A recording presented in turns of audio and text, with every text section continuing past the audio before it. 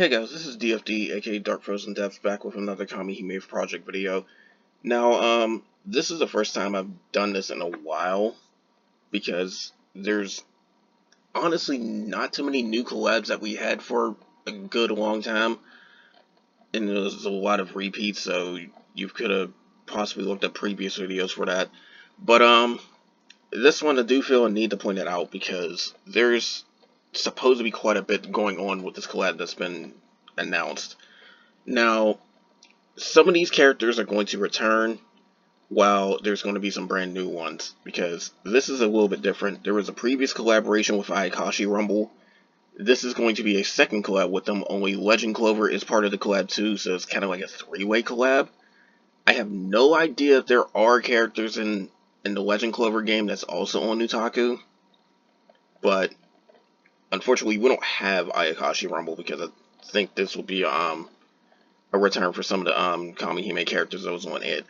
But I do feel a need to point this out, because the characters, they're ranged between decent to really good, so it's really up to you to try and pull them. But the good thing is that if you have two of these characters before, then you won't have to worry about them. It's just the fact that I have not seen another collab with them since, so that's something to remember. Plus, there's also another thing I do need to point out more than just the characters for this event, so that's why I'm bringing it up right now. So, first off, let's start with the old characters, going with the first fire one, Asuka, because there's a second fire character later down the line. Now, when it comes to her, she's mainly one of the distortion characters, and what that means is that they will be able to land a debuff that will put an enemy into a state that makes them act like they're enraging. And that plays quite a huge role into her abilities as well, because there are a whole bunch of rage-based ones, and if you're pairing it up with a character like, say, Hector, then that would really help out even further. I mean, Hector has that ability for 100 MP where you can basically get like the rage-based buffs regardless of the state, but this is like additional on top of that. So that's something to know. But basically, her first ability, she will be able to do like 9 random hits to enemies, and then on top of that too, if they're enraging, it's going to essentially double the soft cap of this ability. So that's something to know. And when it comes to multi-hit abilities, they pair pretty well with damage plus type things. If you happen to have, like, say the second generation of the fire militias add-on later down the line, I have no idea when that's going to come out, then the ability damage will add to each of those hits. So instead of, say, like you get 75,000 for one hit, you get like 75,000 added to all 9 hits, which does quite a lot. There's also some characters that can do ability damage buffs too. I do believe Argos was one of them, but I'm not sure if there's any other fire Hime that did that. I could be wrong about it, but I know that I think Argos was definitely one of them that did it, so it would pair well with that, even though she's not really that much of an ability damage Hime. But the second ability is the one where it does that distortion. It's basically a 2-turn distortion, so that gives you like 2 free turns of like forced rage on the enemy.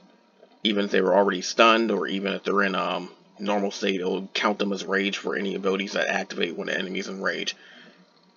Which pairs well with this next ability that she has, where she increases the damage she deals to raging enemies for like 2 turns as well. It's just twice as long as her distortion ability, so there's that. But the thing with this character's distortion ability, unlike the 2 that we've had before, where it was the light version of EA and the awakened version of Akala, this distortion can indeed have a better chance of landing off element than those 2. So enemies that do allow you to land debuffs off element, this is a character that has the best chance of landing that distortion. Again, it may or may not play into your strategy with some of your teams. I mean, some distortion characters are good when used properly, but it's not like a must-have either. But at the same time, too, there's also these passives that pair pretty well with it as well. Like, if an enemy's raging or in a distortion state, her first passive is going to increase the critical hit effect of all allies. What that is actually a keen chance. So, a lot of the abilities that's in game on weapon skills that says keen, or if you have any quote unquote critical increases on angel accessories, nothing other than angel, then it basically will give you a chance to see critical literally pop up in your damage.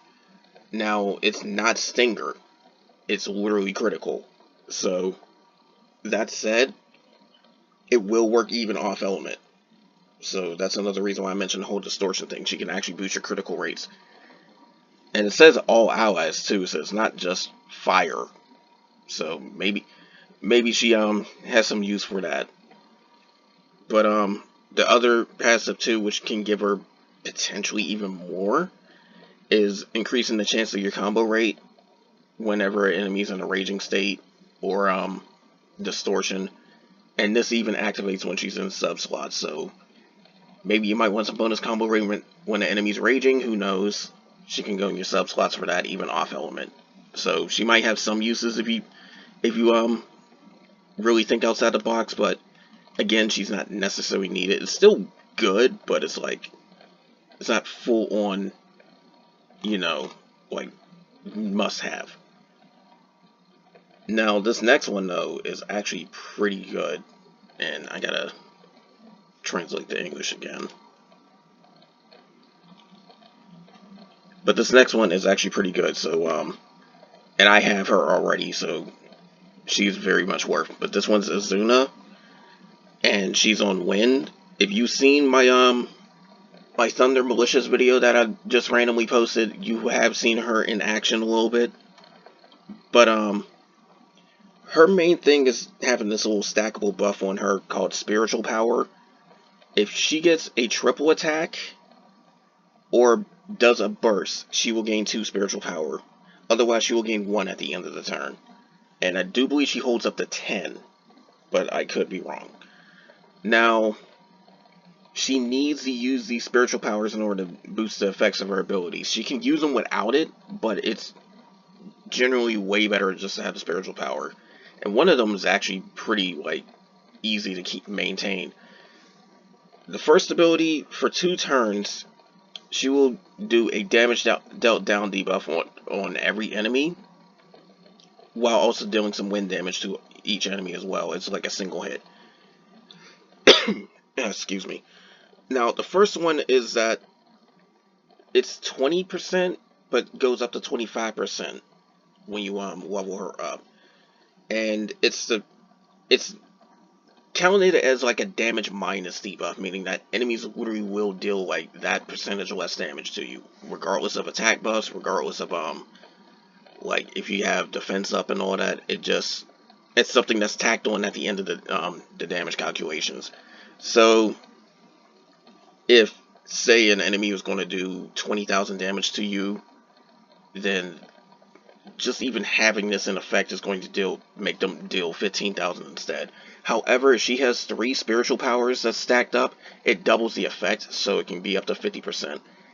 To the best of my knowledge, I think Wind has 2 characters that can do this, the other one being the Wind version of Selene. And on top of that, I think they get a 3rd one later down the line, if they haven't already. So that's how you can actually have pretty good upkeep on this. And remember, this is working outside of the attack debuffs and all that too.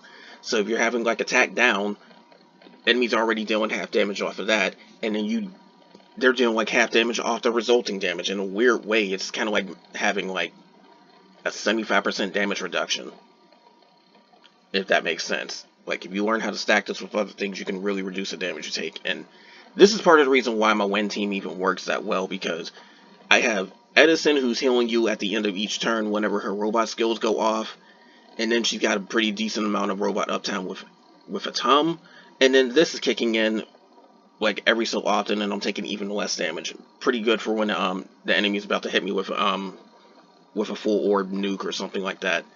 So that greatly helps. Something else is also helping out with my team is the second ability, where for 3 turns, and it's basically like half uptime for the entire fight too when you raise her up. But for 3 turns, she's increasing the attack, defense, the vigor, and giving everybody a barrier. Now, attack is assault, defense is self-explanatory. Vigor is a little bit different because when it comes to vigor, you have it from weapons and you have it from buffs. They are counted separately, even though they go to the same total. So if you have hit the limit for weapons, this still activates and still gives you even more vigor on top of it. So that's something to know.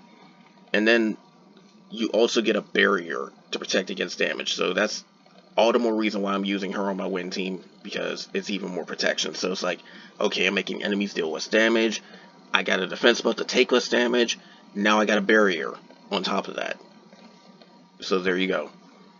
Now, this third ability is actually pretty interesting because not only is it like a AoE recovery for your allies, but also if you have one spiritual power, and this is the one that's easy to maintain, she gives herself an automatic revive for those same 4 turns, and that's where the 4-turn duration kicks in. But she can use it every 4 turns, so effectively she has like permanent auto revive done right, provided that you never ever use that auto revive. Now when you use it, you'd have to wait for the cooldown in order to do it again, of course, but this is a frequent heal, even though it doesn't heal that much, but it's a frequent heal, and it's like a permanent auto revive for her. So it makes her a lot harder to even take out of a fight. So there's that as well. And I forgot to mention the second ability, it doubles effect when she has 3 spiritual power as well. So it's like the first 2 you can double their effects if you have enough. This third one, it takes less spiritual power and it gives you like a permanent auto revive, or at least permanent uptime anyways. And that's it. When I mean permanent uptime, I mean like it, as long as you never use it, it can stay in effect as long as you keep like using your third ability. Now, this is something else that you also have to keep in mind with her too. She starts off with 4 of her spiritual power stacks at the start of a fight, so you can automatically use it alongside 2 of her abilities, 2 of her 3. But then it's also like improving her healing based on the number of spiritual power that's consumed. So the more you use it, the stronger her heals get, which is what this implies. Then on top of that too, the second assist is what I mentioned. It's like she'll gain spiritual power at the end of the turn based on her normal attacks, or if she bursts, she just flat out gets 2. So regardless of what you're doing, because you're always going to normal attack at the end of the turn if not bursting, unless she just flat out just can't act at all during that turn, you're generally going to be generating 1 or 2 spiritual power basically, and the actual stats for that is down here too. But when it comes to her buffs, it is 15%, and it says A frame for it, and the vigor is 20%. The barrier is also 2,000. Remember, this doubles if she has 3 spiritual power when casting it, so that is actually a 40% vigor buff AoE. And before she even appeared the first time, it was like generally a 30% or 33% that you got from people. This is more than that, because to the best of my knowledge, vigor can, if you have ways to do it, vigor can go up to 100% in buffs as well as 100% in weapons. So that's actually quite a lot. And a 30% defense buff, to the best of my knowledge, acts somewhere around like a 25% damage cut, or a 20%, somewhere like that. So that said, it's actually pretty sizable, combined with a 4,000 barrier and then the 50% damage madness if you have the other thing in effect. So yeah, and keep in mind that this actually lasts for 3 turns instead of the damage madness being 2 turns. So if you pair them well, you can use them both together. So it all depends on that one. But anyways, that's the 2 that's been here. They're going to get a rerun, if I remember correctly. And I do believe it's on 2 separate banners, but I could be wrong about that one.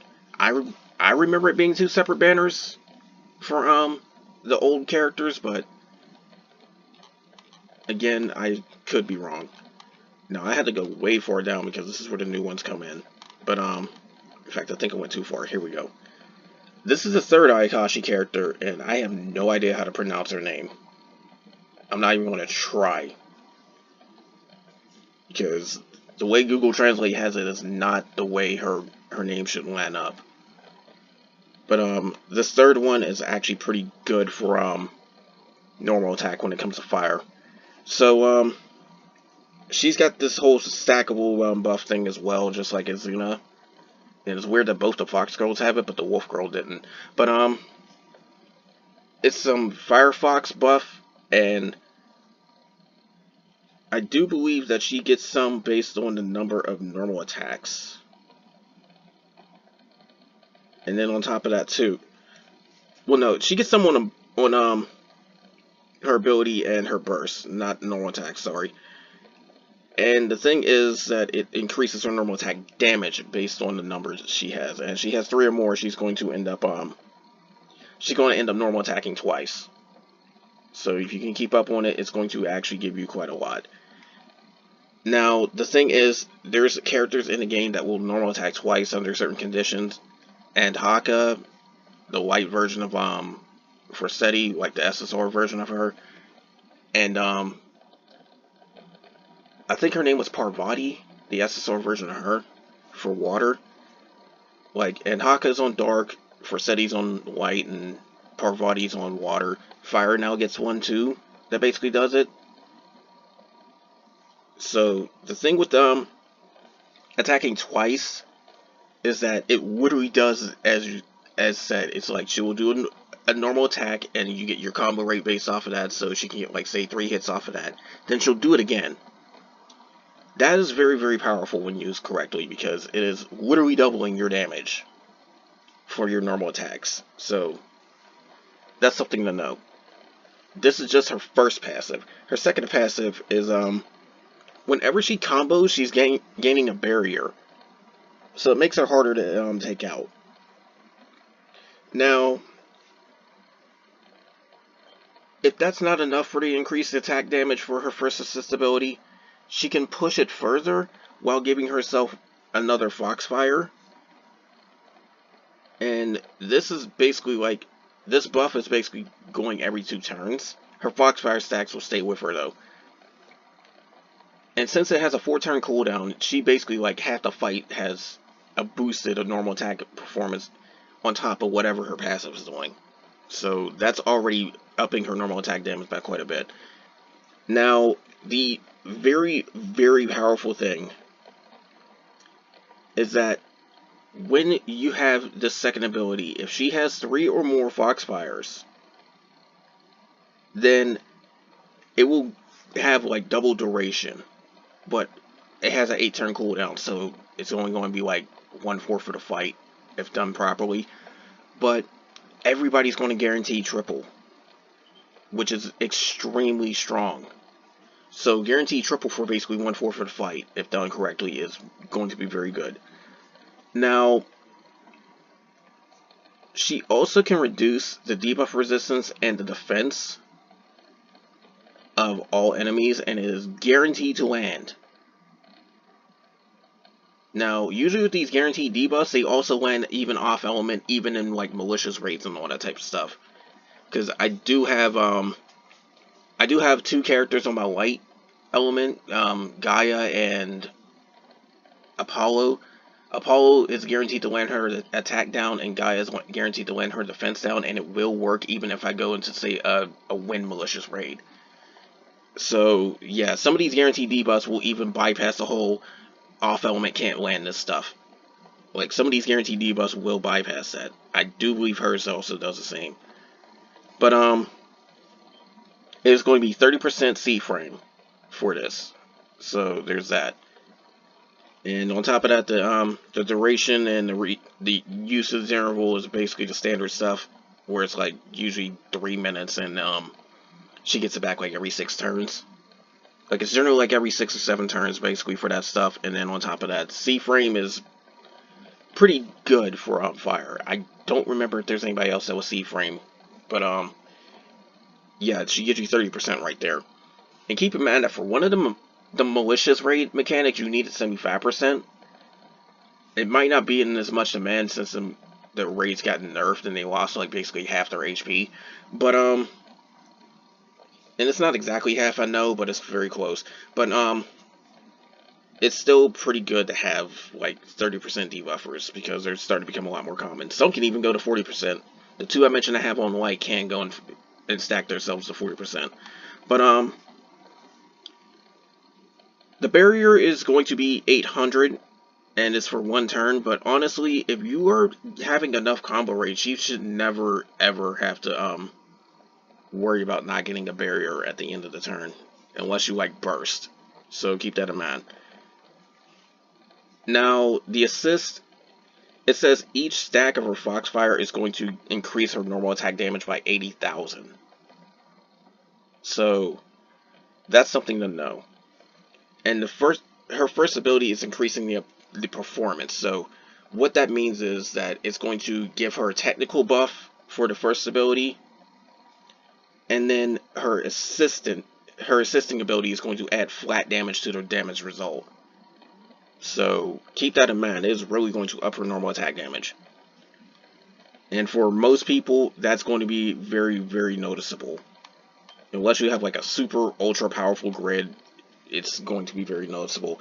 And then the kicker is too that when it comes to damage plus, it's also amplified by final damage. So for stuff like the guild competitions and the union events, if you have say like a 80,000 normal attack damage increase, it's basically multiplied by 4 thanks to the final damage thing. So that's already quite potent when used properly. So that's something to remember. In fact, that's also why ability damage plus can be quite useful for characters that multi-hit, because if you're multi-hitting and getting a whole bunch of those, then you're in a like guild competition, you'll suddenly like have 4 times the boost on it. So now this last one, I think they scrolled it down or scrolled up. No, scrolled up.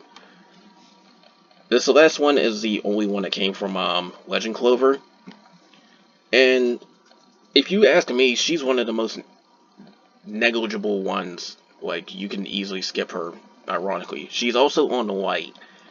This is the main reason why. Because a lot of her abilities is going to cater to her, like, basically being a cover tank. But the thing is that, unlike the other one, she will protect from every single hit that you take. So even if it's like AoE, she still absorbs all the damage and nobody else takes it. But Light doesn't really need too much of a character like that, because there's already like 3 characters that can like cover most of the hits that you take, and they all have their own quirks. Like, I know the Light version of Athena, she has a fortitude at the start of a fight, and then on top of that too, she also has like a 25% cut she can put on a team like every 3 turns. Then there's like Tengu, who doubles as an ability damage character as well, but she's like got multiple stacks of like fortitude as long as you can keep her soldiers up. And then there's the awakened version of Shamash, where she's like constantly removing orbs from enemies when you burst and a few other things. This one, her main thing is the fact that she literally can take every single bit of damage for her first ability, and then she's also vigor buffing your own team. But going fully into her abilities, if you burst with her, her serious counter can get used a little bit sooner. Like, but its cooldown is reduced by 2 turns. Honestly, with some fast enough setups with her, maybe you can actually have full uptime with this. That means having to burst 3 times before the 4 turns are out, which is a pretty high demand. But some teams can indeed pull it off, so who knows. It all depends on what you have. But her first ability, that's the one that protects all allies from literally all damage. So she's going to start absorbing all the damage for 2 turns, and it comes back every 8. Her second ability is the one that's affected by the burst, and it starts off with a 4-turn buff where she gives herself counterattack. This is like a pride buff. Counterattack is generally listed as a pride buff. There's a few times where it's like completely different. I have to look down here to actually see this. Now, she's going to give herself she's going to give the team robust, vigor, and a light attack buff, and also a damage limit increase.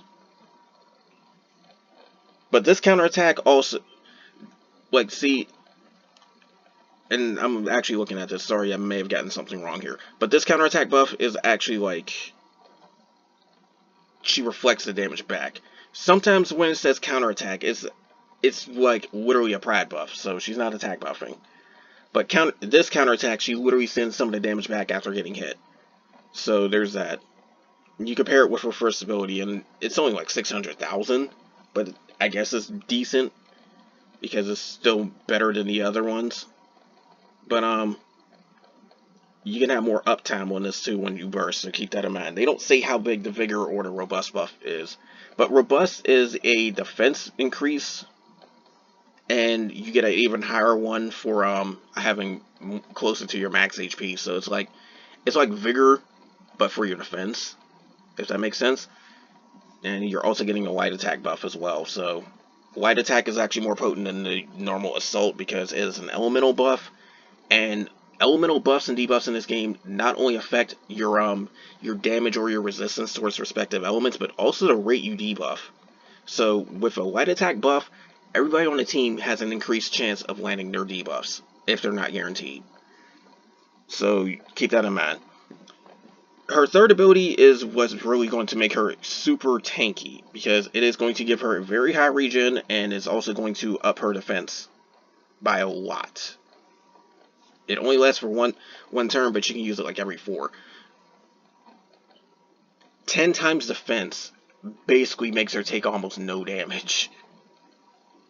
It is not a damage cut. It is literally 10 times defense. So if you happen to have somebody else that does give you damage cut, this is just even more potent on top of that. And keep in mind that she can also draw all the hits to her. So in some situations she can tank a lot, but for the most part, if you're using elemental advantage for all your fights, not too many dark enemies will sit and be able to just nuke the crap out of you.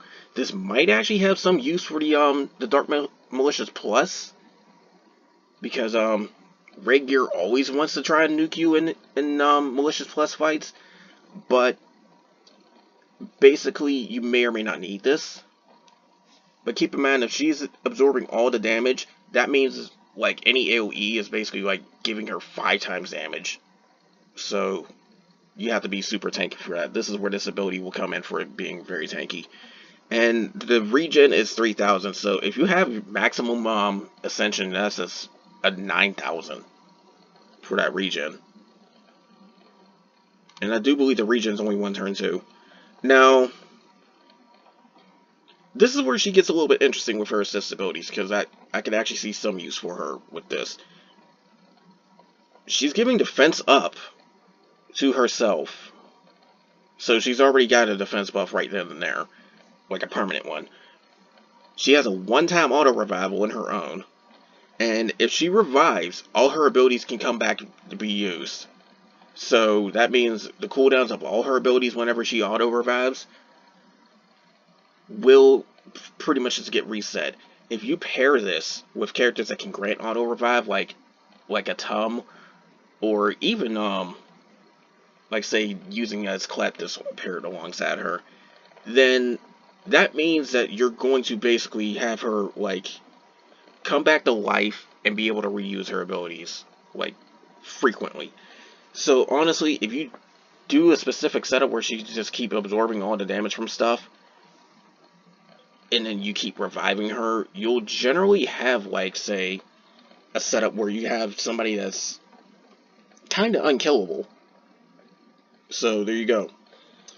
And then when it comes to the second assist, she's giving everybody an HP increase. It counts as Defender. And I don't know how much it is according to this, but it is definitely something that you do want to use her in their sub slots if you want more HP. I use the light version of Bastet. She's like a SR character we got from an event. I use her in my sub slots sometimes in order to increase the HP of some of my characters. So you have a second one you can stack with that if you happen to pull her. Because light version of Bastet should be in I do believe the epic quest at some point. So there you go. And that's if she's not there already. Now, this next one, I'm going to have to look at the weapons. So, and I do believe this is a weapon list. No, that's Adoan list. Unfortunately, there's no free event Adoan either.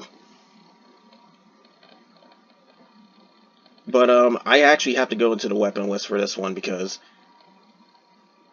this is just mainly to show the actual stats for this. And I don't even need to translate just yet. I know which one it is. This weapon. This is a phantom weapon from the event. Reason I'm pointing this out is for the newer players. But the older players may even still want this. I don't know for what reason, unless you want a meme or something like that. But this weapon, in my opinion, is one of the best starting weapons to have for like early game grids, because of the simple fact that it is a phantom weapon that will generally final break, so it can practically hold you until you get the guardian weapons, however long that might take. Or if you don't even want to try and go for the guardian weapons, just wait till zodiac weapons. But for the newer players, if you've seen some of my previous guides, generally you're trying to get like weapons that give you assault and defender until you get to guardian raids, where you can grind out the weapons that may give you stuff like vigor and exceed and all that other stuff. But generally you'll go from the event weapons and the epic quest weapons, then you'll graduate to the guardian weapons, then you'll graduate to the zodiac and malicious weapons. Not malicious plus unless you really have the space for it though. But this is like going to help you out with all the different grids too. So it literally gives assault to everybody and defender to everybody if you final break it. And it is a large assault and small defender to everyone regardless of element, and it final breaks. Now, reason why I'm mentioning this is the fact that you can overfarm this from the event. So doing the event's going to give you like a free copy that can final break right then and there.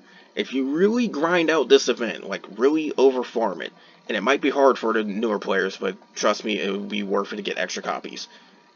But if you really begin to overfarm it and get like multiple copies that you can like upgrade, and remember it takes 4 copies of the weapon to final break it. So if you do that, you can eventually just get a full grid to where you can just toss this weapon in. Don't use it as a main weapon though, because you don't want your soul to be phantom element. But you can generally just take this weapon and just go to town. Period, point blank. Your soul will have like a soul weapon, I guess, or something like that. But the other 9, you're suddenly getting like 9 copies of Assault and Defender regardless of element, and it's very good. If for some weird reason you do put it on your soul though, they will end up putting a defense down debuff on enemies. But again, don't use it. I wouldn't. But generally the HP on it isn't too bad for final break weapons and the attack power. It's unfortunately not able to go to final break 2, otherwise it would be even more potent. But the thing is though, this weapon I feel I need to point this out, because if you have that one dark sword, the Diablo Pateau, or I'm not even going to try to get that one right, but that weapon where it gives you basically assault and defender regardless of element, this is the same thing. This is basically the same thing, but better. So, depending on what you're doing, you compare those 2 weapons together and basically just bypass the need to get epic quests and event weapons altogether. Just get enough of this, get enough of the other weapon, but keep it separate, because the dark sword that gives you assault, I think it's assault and defender regardless of element. Keep that separate. This you want a final break, but and even if you don't final break, it's like still a medium assault, but who knows. But generally, this will give you very good starting grids across the board. So that's something to know. So newer players, you want to overfarm this event. You want to try and get this weapon. Not to mention overfarming is going to give you some other stuff too, because I do believe the event is a raid. So there's that. I think this is like the first event ever that had a raid, but you can still overfarm the weapon either way. In fact, I can go to the event details, but they probably don't have much info on this. Yeah, it's a raid. I don't know if there's a heroic for it though, unfortunately. If there is, I'm going to try and clear it. But it is indeed a raid. And it says event Adon Nagi? Oh yeah, right, because she comes back. Because there is indeed an event Adon. But she's pretty negligible, and she's only really boosting Izuna and Asuka if you happen to have them, but somehow want to use her. But her effects ain't all that great. It's like a 30% elemental for everybody, but it gives you burst streak damage as well. Her effects aren't that great at this stage of the game, but she is worth getting for like starting players if you want to use her. But there's already somebody that gives like a better one, and we've already had her in Epic Quest for a while. But for starting players, this weapon is definitely worth it. So you can get like phantom copies of that weapon. But anyways, that's all for this. More will come soon because I'm going to do other videos, because I got a few things to do videos on. Like I'm going to post a video of a guild competition, of course, but I will probably do it after it's ended, because I'm not too worried about uploading it now. But there is going to be another malicious cave, so I'm going to post info for that too. So there's definitely going to be some videos coming up.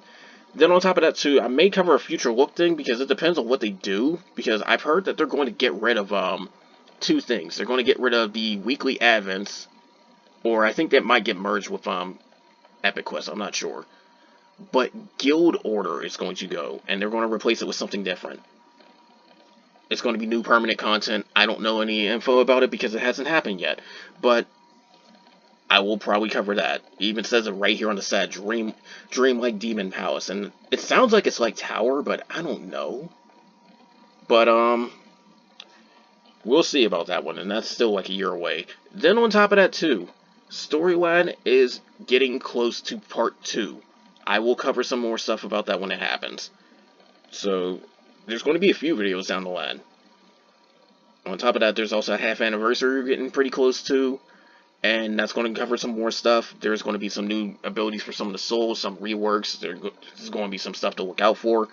In fact, anybody that's spending, and this is part of the reason why I'm holding on to some of my star coins, but anyone that's spending, there's going to be a very good gacha, or at least there should be, where you get a random malicious Idon from the first generation of them. That means all the ones that give you like bonus weapon skill effect and sub slot.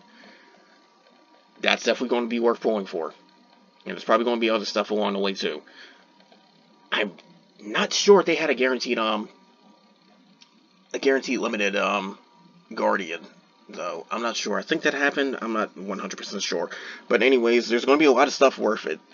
So again, look forward to some later videos. But anyways, that's all for this. Sorry if it seemed like I was a little bit unsure, because I don't fully remember everything about a few characters, and then I also like have to reread some of this stuff.